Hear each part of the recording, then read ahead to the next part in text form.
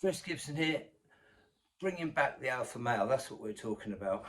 Okay, and we've talked about 5 different stages that are going to help us bring back the alpha male. And like I said in my first video, I am not one just to go through these 5 stages and leave you in the lurch. So, obviously, if you can afford to have coaching and therapy, then that's fantastic. If you can't, I still want to try and give you some tips to help move you in the best direction possible.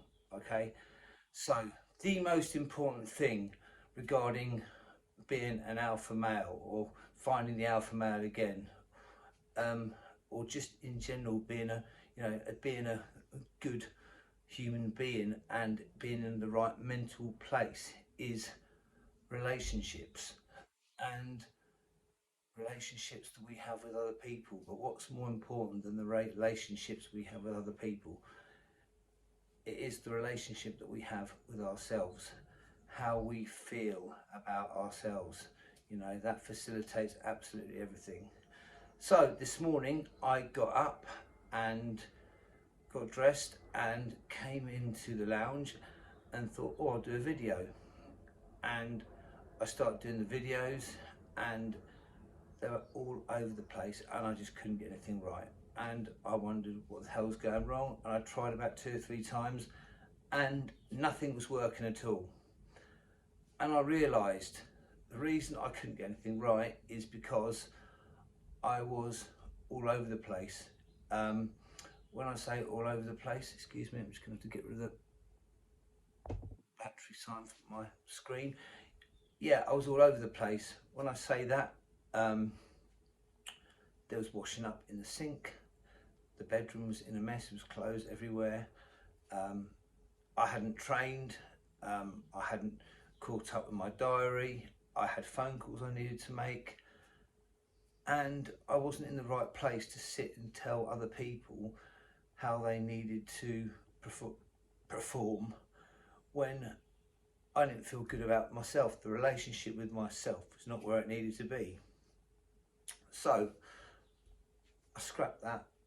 I got up, I went down the gym, I trained, I came back, I made the phone calls I needed to make, I caught up with the paperwork I needed to catch up with.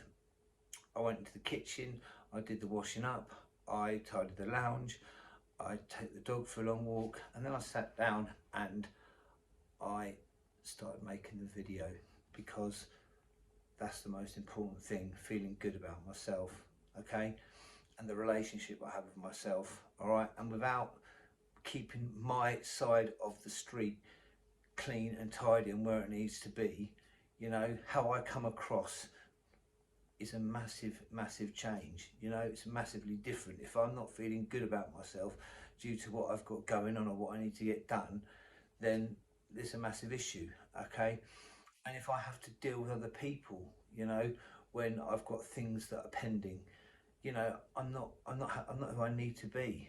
So the most important thing to be this assertive alpha male is to have your side of the street clean and tidy. All right, because if it isn't, you're going to find it really difficult. All right, so that is the first tip. That's the first thing we're going to talk about. We've just talked about now, keeping your side of the street clean. Okay. Next thing we're going to talk about is therapy and coaching. Okay. Benefits of therapy and coaching. Okay. Therapy is about breaking down and getting rid of any issues that we have, so we can have a better existence, basically, have a better life. All right, so it's going back into the past and talking about what went on in our past, so we can have a better future. And the reason we do that is because things that occur in our past directly affect our future, basically. That's how the human being that's how the human mind works. Okay, so if we have negative things that happen to us as a child, okay, that gets lodged in our subconscious, and it can come out in the future and affect our existence in our life, and mainly in our relationships. Okay, so the idea of therapy is to go back, find those negative situations, bring them out, put some form of logic to them, so we're okay with them, put them back so they don't affect our future anymore. Okay, now that's not something we can do without having a sort of a therapist per se, but you can come very close, especially for going through future things that occur. How can you do that? It's very, very simple. Get someone you trust and talk to them on a regular basis about what you've got going on in your life, about your relationships with other people, so that you don't leave things, or you don't internalize negative emotions. You talk about it. If something bad's happened, you talk about it. If something good's happened, you talk about it. Okay, so everything comes out so that it's not stuck there and internalized and affects the future. All right, people don't have to be trained therapists to sit there and listen. Okay, and that's all that needs to happen sometimes. Is it just needs to be, you just need to verbalize what's going on. It just needs to come out so that it's not sat there and internalized and there, so all the negative emotions are there so that they will affect the future. Okay, very, very simple. Okay, so just find someone you trust, you can talk to regularly. All right, really, really simple. Okay, coaching. All right, coaching's about moving forward. Yeah, it's like a defrag on a computer. So like, you can press the defrag on a computer and it puts everything else in its right order and sequence.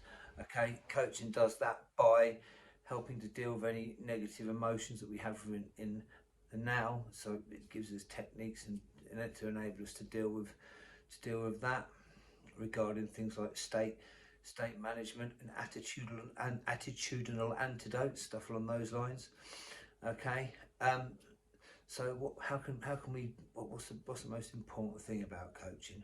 For me, the most important thing about coaching is goal setting. Okay, writing down goals. Like I said, how the subconscious things, negative things can get stuck in the subconscious in the past to facilitate the future. When we set goals and write them down, we're putting those goals in our subconscious to get a better future. Okay, so write down goals, goal setting. Okay, what I'd recommend is that you have 3 separate sort of categories for your goals. Okay, you have a category of your relationships. Okay, you have a category with your profession, yeah, and maybe a category with maybe some fitness goals, maybe some form of life goal that you wanted, something you wanted to achieve in life. Okay, three different things, 3 different sets of goals. Write down exactly what you want from those 3 different areas of your life. Okay, so that it will help your subconscious facilitate that behavior. Okay, the last thing we want to talk about is being more assertive. Okay, and being more assertive in your relationships in the now. Okay, so how are we going to do that? What's the first step to being more assertive? Okay, well, to be more assertive in our relationships, in our place of work, it's just in our daily beings. It's to be very clear about what we want from those relationships. All right, so again, we're going to write down exactly what is important to our values regarding our relationships, professionally with the people we work with, and the relationships with the people we're in romantic relationships with, or our children, for argument's sake. Okay, our expectations, what is important to us about those relationships. Okay, and then we are going to enforce those values within our relationships in a polite and in an assertive way. Okay, so it's not about being agitated and pushing these things on people. It's just making it very clear what you want from a situation and coming across about that in an assertive way. Now, when can this be a problem? Yeah, it can. Why?